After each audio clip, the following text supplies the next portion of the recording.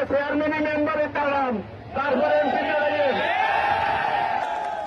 সকালবেলায় উঠে আয়নাতে মুখ দেখবেন, আপনি কি তারেক জিয়ার সমালোচনা করার যোগ্য কিনা। প্রিয় ভাইয়েরা, একটা কথা বলি, ছোট ভাইয়েরা বেয়াদবি মাফ করবেন।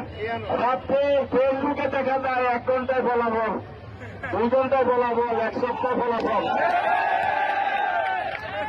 এ ধরনের কিছু রাজনীতিবিদ আছে। আমি শুধু বলবো, আগে চেয়ারম্যানই মেম্বারে দাঁড়ান, তারপরে এমপি দাঁড়াবেন। গিয়ে জনপ্রিয়তা বাছাই করেন, তারপর বিএনপির সাথে টাক্কা দিবেন।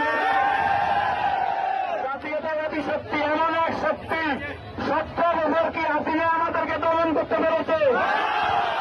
যাদের আমাদের এক ইউনিয়নের কর্মী যাদের কাছে নাই,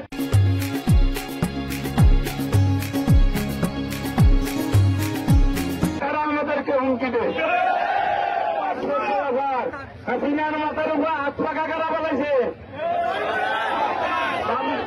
ভাবির মাথার উপর হাত পাকা বলা।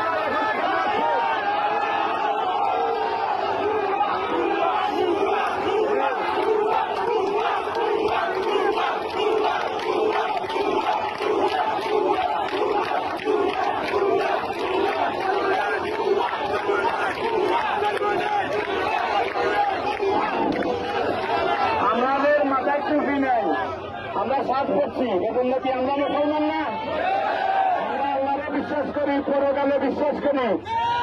আর যারা মাথায় টুপি একটা দিয়ে সিলাদি জানে, হাসিনা নির্বাচনে কারা গিয়েছিল, বেইমানি কারা করে গিয়েছিল, এদেশের মানুষ বেইমান ছিল।